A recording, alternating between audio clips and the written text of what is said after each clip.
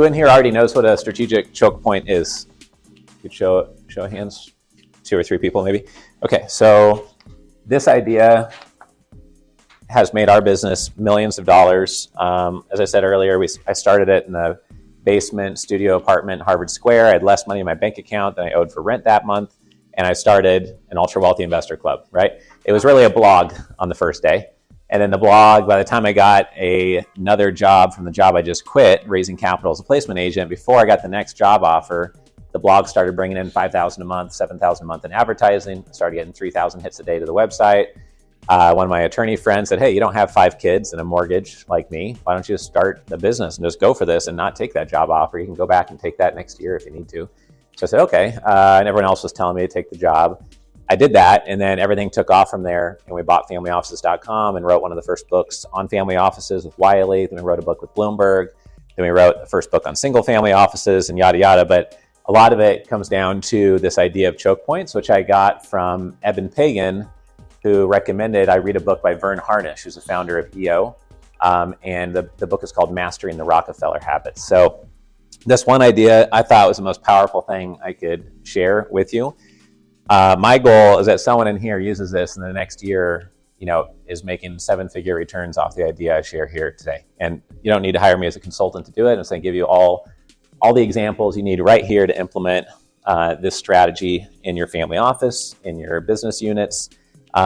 Just spending, if you've read Keith Cunningham's book, The Road Less Stupid, he talks about thinking time. If you just spend thinking time or exercise time thinking about this, you just keep on getting more and more returns from it. So I mentioned a little bit about my background earlier, but now I'm going to be sharing many examples of strategic choke points and explaining what we do so you see it through a different light. And at our investor club workshops and masterminds, we often talk about how whatever niche you're in, whether it's running McDonald's in a certain industry or cannabis companies or multifamily properties, whatever it might be, if you don't build walls around it, then it's easy for other people to compete with you. If they look at what you're doing, they say, oh, I could run a better family office club than Richard Wilson. Let me just wander over here. A toddler could enter your sandbox and make your life harder. They should look at it and see something like this, right? They should see, oh, well, maybe I shouldn't compete. Maybe we need to go to the side a little bit and not be direct competitors with that person. That's what you want to have happen. The other way to think about the benefits of a choke point, as my mentor Eben Pagan I mentioned earlier, is you want to think about how do I make it inevitable that you get more of the thing that makes your business go and less of whatever is most painful in your business. So it could be more distribution for your product. It could be more capital. It could be more customers. It could be more media exposure, whatever it is, more information if you're a hedge fund trader perhaps. So how do you make it inevitable that you double in size or grow 10 times the net worth? And that's another way to think about choke points. Who in here has seen the movie 300? So almost everybody. So in the movie, there's a narrow canyon. You can only fit 2 people side by side, and this army of 300 defends against 5,000 or 10,000 soldiers. They do so because they found a choke point. And if they can defend that point, they can just kill the 2 people coming through there. And those people are vulnerable trying to come through that choke point. In the Middle East, 30% of the world's oil goes through here. So right here is military bases from every major country in the world. And because they don't want any one country to stop the flow of oil through that area, right? So if you control the most painful thing in your business and everyone complains about the cost of oil going up or transportation or something else, and you control that, then you can press that upon your competitors and either put them out of business, make them partner with you, make them do what you want to do, and just make things go a lot faster. We have dozens and dozens of examples of this. And so the reason I had you tear out the second to last page of the workbook, I don't know if you got one, Robin. I can get one for you here. But second to last page is the one you can tear out. But basically, if you can come up with 1 or 2 or 3 that don't cost anything or are easy to start with, then it will give you a lot of momentum. And in the exercise, I have a picture of a Jim Collins flywheel and then a sandbox you're trying to dominate. And at the beginning, you're just trying to get the flywheel to turn over 1 or 2 times. Truth is, everyone here in the room has a lot of momentum already in your business. So this would be if you're starting a new business or just whatever current momentum you have will get sped up by the first choke point you put in place. Then the second one, the third one will spin the wheel more and more. And the idea is to get the flywheel spinning so fast as a 10,000 pound piece of metal that it would just crash through any brick wall because you have so much momentum. And you can do that by obtaining choke points that once you obtain it, others can't obtain it because now you own it and you're not going to sell it because it's so helpful to you and your business. So one example is me taking 12 years to buy the asset I talked about this morning, billionaires.com. Why didn't Goldman Sachs or Blackstone own that? They all work with billionaires. They didn't care about having the most educational, helpful website in the world or Fifth Avenue real estate address for providing education on billionaires. I don't know. I shouldn't be able to own it, right? I have a 20-person company, right? So another example of a choke point is last year, we acquired the #1 social media asset in dentistry. So we have 320,000 members in 200 social media groups. And so half, or about a fifth of our 2.5 million followers on social media are in the dental space. So we get tons of dental deal flow, dental investors, and we can use those for real estate deals, dental deals, medical deals, et cetera. And once we own that social media asset, we aren't going to sell it because it's just helpful to our business long term. In Mastering the Rockefeller Habits, they talk about how Rockefeller became the wealthiest person in the world, not because he was an oil tycoon, but because he used the strategy of choke points. So he basically said to himself, okay, there's all these oil producers out there. How am I going to beat them? My biggest cost and headache is getting access to the oak barrels to actually ship the oil. So he went out and bought the oak barrel company that was the largest one. It helped him reduce his costs. He raised the cost on all his competitors and served himself first. Then he bought all the other oak barrel companies and basically controlled the whole oak barrel business. Then he found that as an oak barrel company, the few people who wouldn't sell out to him, they were all competing for the oak wood. There wasn't enough oak being grown in the world for all the oak barrel companies. So he went out and bought oak groves and planted oak groves and controlled the supply of oak to the barrel companies. And other people weren't integrating and vertically integrating like that at that level. He then found that if he dried the oak wood, his barrels weighed a fourth of what everyone else's oak barrels weighed, and then his cost of transportation went down. So this strategy worked so well, he's one of the reasons why they created anti-monopoly rules. But since Amazon hasn't been sued for anti-monopoly, I highly doubt someone here in this room is going to, but you never know. So talk to your lawyer before you take a breath in the United States, as Joel mentioned this morning. But basically the point is that this works so well that at the extreme, it almost breaks capitalism because you just control the distribution in your niche industry. And so we had one person at one of our workshops said, oh, that sounds so mean. It sounds like you're hurting other businesses. And I was like, well, if you're doing good in the world, you should want your business to grow so you can help your employees and improve their lives and, do well by growing your business, right?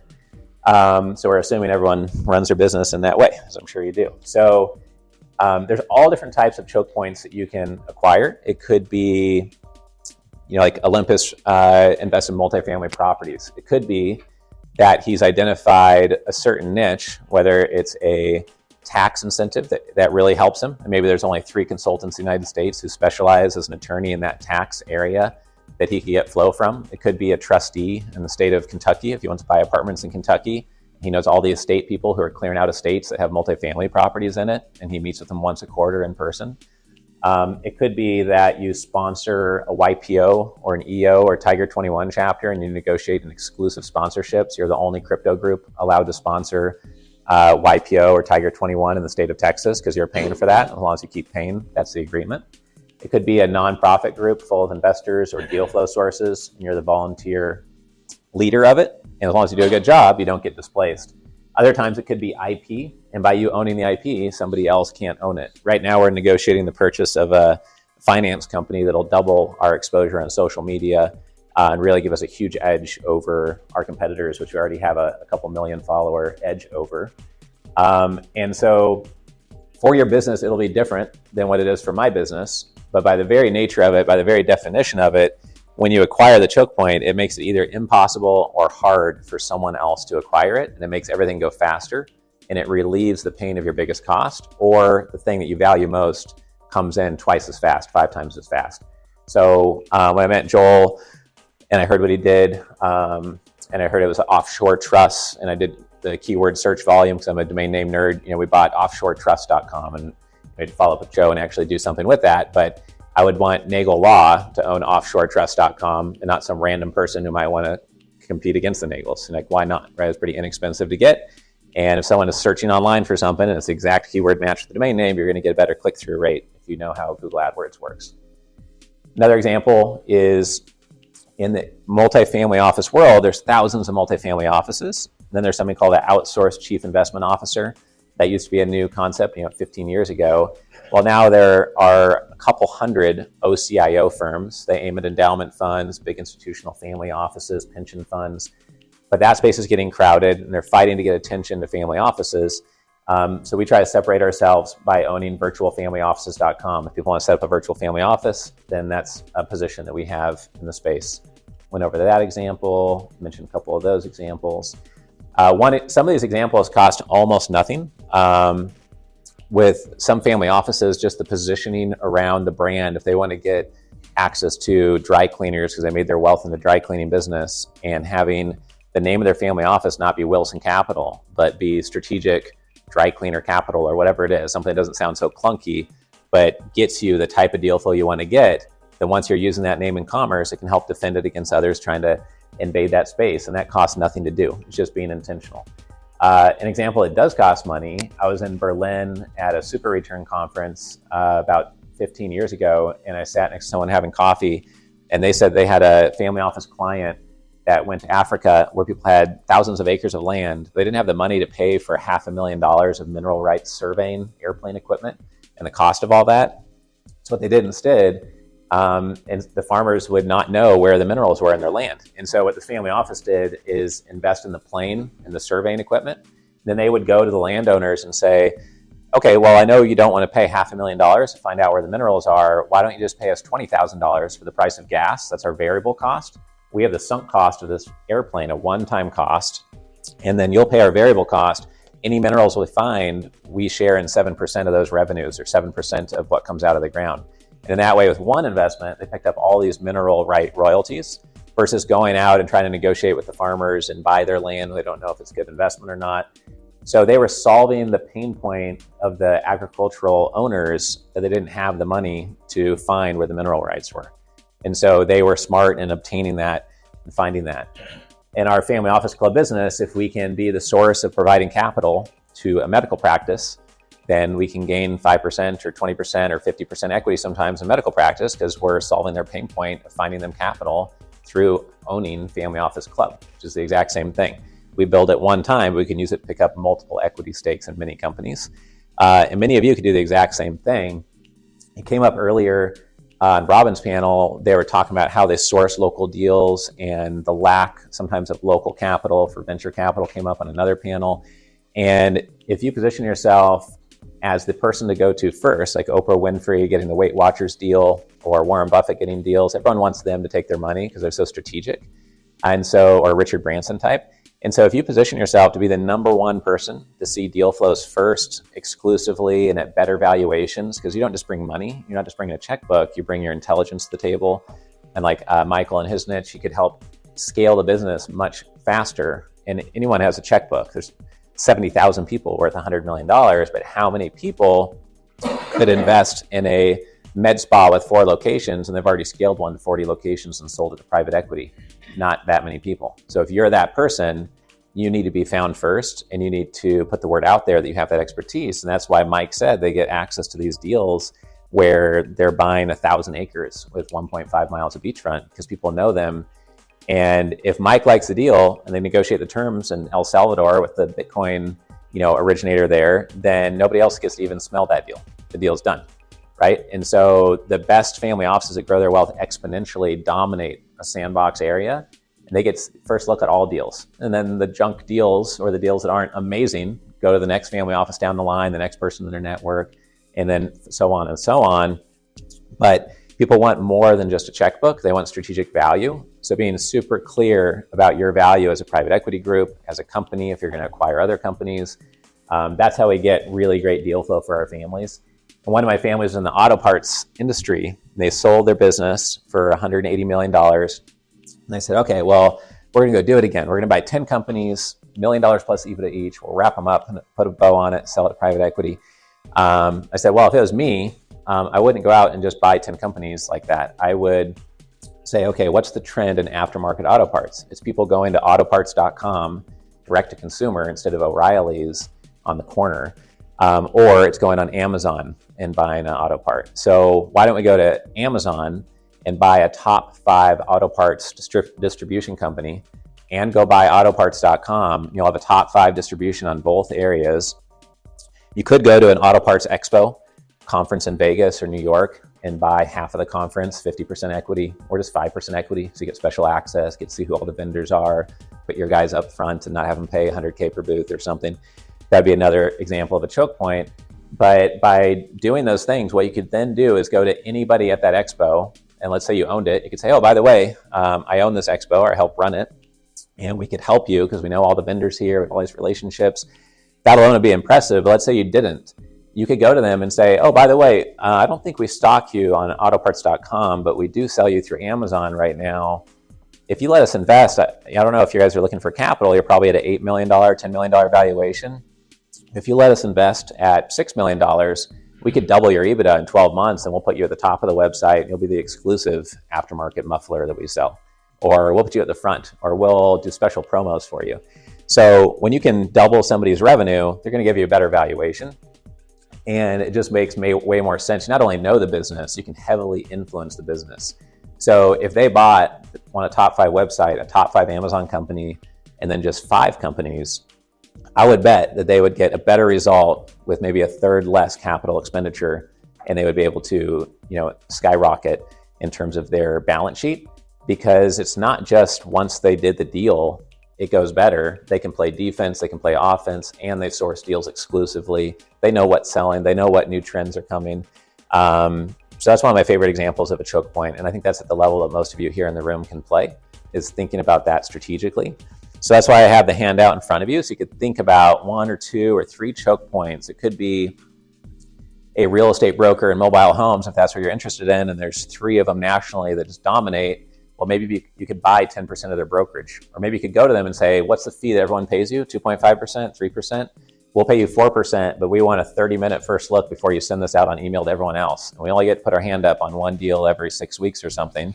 But then we'll pay you 4% to give us that first look, more than everyone else will pay you. Because if it's an amazing deal, who cares if it's 3% versus 4%, right? At the end of the day, you don't want to miss like the whopper of a deal and have it go out to everyone and turn into an auction. So that's just an example for some real estate people here in the room. So we did this. Luckily, Evan Pagan, Vern Hartnish taught me this really early on when we had nothing. So, we became the #1 website in the family office space, which wasn't hard because there was like 10 of those in 2007. Became the #1 largest registered network or association of family offices in 2009. We then had the best-selling book in the industry in 2010 and 2015 again. By 2012, we owned 42 different LinkedIn groups. That all helped propel us and start filling up our conferences. We then had the #1 conference series in the industry. And because of that, we started really growing in credibility, deal flow, connections, and then everything continued from there, of acquiring commercialrealestate.com, billionaires.com, and all the other examples I talked about. Peter Thiel was brought up earlier on the VC panel. He says that when you find some opportunity and you think it's going to be a huge opportunity and others don't see it, then you really have to have the courage to double down on that thing. That could be your best idea, that's most impactful, and others are just blind to how inevitable this huge idea is going to be. And so he said that's the closest you can get to predicting the future, is really going for the thing that everyone around you says that you're being dumb, that this, you're out of your mind, this doesn't make any sense. Those are sometimes the most powerful ideas you can act on. And sometimes a choke point's not going to make sense to other people because the market dynamics and it's going to get you amazing deal flow, or it's going to really help cut your costs down or help in some other way. There's many opportunities in business where you can do something and it's not a direct instant result. It's long-term growing your influence, long-term growing your momentum in a space. Those are the types of ideas we like to think about and work on. We don't like to do anything that puts us in competition with 10,000 other people. We like to try to do something different, a different business model than what we'd be competing with on everyone else. So I wanted to take a couple minutes to take questions, maybe examples, maybe help someone interpret this and use it for their business. Yes? When you say that you bought commercialrealestate.com, billionaires.com, autoparts.com, do you mean the domain name or some website and content? And how often do you apply this strategy? Yeah. Because I am not familiar with that. Oh, really? Cool. Yeah, I've got 770 domain names. Only 50 of them are worth anything. The other ones are defensive or super niche or just related to projects of my clients, etc. So we haven't bought autoparts.com. I suggested those strategies to the family, and the father was 78 years old and thought I was crazy. And the son is keeping in touch. And one day I think I'll work with the son when he's in charge of the family office. But we're not the owner of that one. That was just a strategy we identified for them. But with billionaires.com, commercialrealestate.com, we took over a decade, like 12 years to negotiate those. Other ones like familyoffices.com, we bought early on for cheap, luckily, right? Some, like one of them we tried to buy last week, it was $95,000 last year, and now they won't sell it for less than $1 million. And I told my assistant, like, I knew I should have bought it last year. The prices just fluctuate randomly, but in general, they go up. During COVID, more people did business online because they had to, but a lot of people here in this room are not 75 or 80 years old, but the average chairman, the average CEO of really big companies, most of those people, unless they live in California, are not 45 or 55 years old. When everyone right now who's 45 to 55 years old, and we all built our businesses using heavy digital media, when we're all 60, 65, we're all going to be the chairmen and CEOs of the biggest companies in every industry, and we're not going to use domain names less, right? They're, Supreme Court, trademarkable, et cetera. So we don't do it all the time, but if we can pick up the exact match for something that we're working on, then why would you not, right? It's like sometimes like a one-time cost, and I have a marketing advantage forever. Like we own investorclub.com. There's like 10,000 investor clubs in the world. I don't know how we bought that for like $20,000. I was like, all right, if we get one deal done, it more than paid for Investor Club. Because it's very rare to see someone like you on the VC side with this kind of vision, because I've been in this industry for 12 years, and I'm always trying to convince people why they should be buying this as an asset rather than investing in, no, it's awesome. I love, because I've benefited from it so much. It's like people say, oh, well, why'd you go back and why'd you buy another domain name, or why'd you write your 13th book? It's like, well, because every time I do it, I make more money. If it didn't work, I wouldn't buy more domain names, right? So in the medical space, we actually have the largest portfolio of single word domain names, I think, of anyone. We have dermatologist.com, immunologist.com, parasitologist.com, geriatricians.com, and a whole bunch more that'll bore you if I rattled them all off.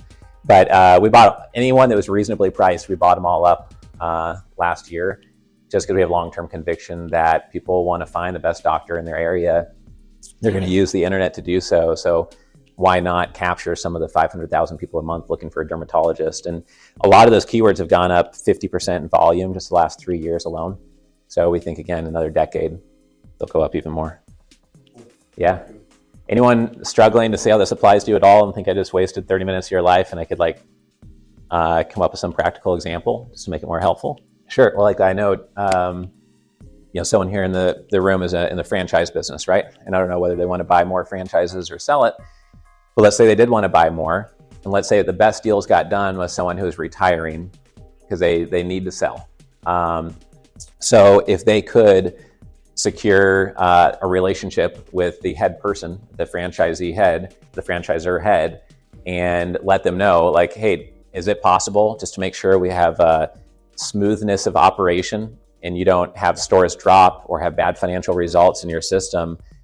We're in acquisition mode, and would it be possible, with your permission, to find out who's over 80 years old and owns a franchise in your network? And I'd like to go fly there and just meet them in person, just plant the seed and put a face with a name. And then maybe sometime in the next 5 or 10 years, the kids don't want to run a Dairy Queen, right? Maybe that's not their goal in the world, to run a bunch of Dairy Queens, right?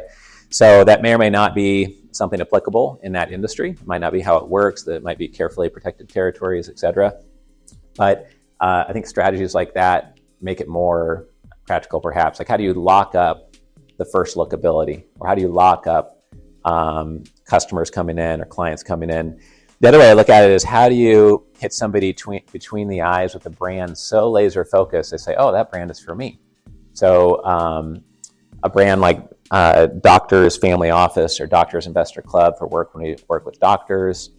When we bought the dental social media asset, it was called Dental Peeps. I decided it was a weird name, so we changed it to Dental Club, kind of professionalize the logo, professionalize the website, and then we're encouraging the dentist to be part of the Dental Club. Just seemed like a better positioning to have, like, the largest club of dentists out there. So for me, a lot of it comes down to, how do we get tons of deal flow, lots of capital, and a lot of medical practice related work and deal flow.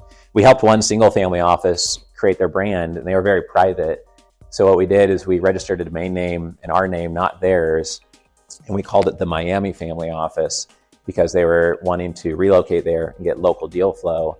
And now every week we still have people reaching out with deal flow in the South Florida area, just because for free we chose a brand name, the Miami Family Office, instead of Wilson Capital or HBC Capital, and no one knows or ever asks what HBC stands for if that's what you name your family office. So it's just a worthless name if you don't position the name under something that attracts something to you. But a lot of family offices get hung up on that. They're like, oh, well, we don't only want to invest in dry cleaners, so it's weird if we have that name. Or we don't only want to invest in Miami area, and they get all hung up on that. But if you choose some generic name, well, now you're getting no deal flow first, unless you just work that much harder to say, yeah, our name doesn't really mean anything to strangers, but here's our one-liner, here's what we're focusing on, we only do crypto. So we're big believers in just being super clear in your messaging. We had Family Office Club as a brand, but we started offering some private equity related conferences. So for like 1 quarter, we rebranded to Wilson conferences, and like no one cared. No one wanted to come to a Wilson conference. We put it back to Family Office Club, and then people started coming again. So it's not about, it can't be about you. It has to be like about what people are looking for, and then hit them between the eyes with something that says, this is what you're looking for. And we're an exact match for what you were just searching for. So come on in, and then we'll serve you as a business. So the idea here, again, is that one choke point might be free for you to acquire, or it's just a negotiation to having it be an exclusive sponsor, or pay someone an extra percentage or two for showing you a deal a day early before they send it out to 1,000 clients. Might cost you nothing. Something else might cost you $500,000 or $1 million to acquire. I mean, almost everyone in this room is wealthier than me. If I can buy billionaires.com, you guys could do much bigger things or even more powerful in whatever niche you're in. And that can be more momentum, all towards trying to dominate a very niche specific sandbox that you're trying to build walls around long term. That's the goal. But I'll be here the next couple of days, so if anyone wants to chat about it over dinner or brainstorm on ideas, I think about this stuff for fun all the time. It's actually, this is one of 2 tricks I have for when I meet a $100 million or $1 billion family, and you have one sentence to catch their attention. I either tell them how, as they're growing, we can structure a deal so they give away no equity, get the capital they need from investors, and not get diluted as they grow. Or I use this concept and I look up their business before I meet, and I try to think of a choke point for them. So when I meet, I'm like, hey, why don't we work on this? Or I know someone like this. Why don't we set up a JV or partner? And those 2 ideas give me instant respect with people no matter what their net worth, because they instantly say, oh, this is another entrepreneur. This guy, I could benefit just from chatting with this guy. So whatever I'm asking for, first I try to add value to them through this. So anyways, thanks for everyone's attention, and appreciate your time. Join the Family Office Club by visiting familyoffices.com. We look forward to seeing you at our next live event.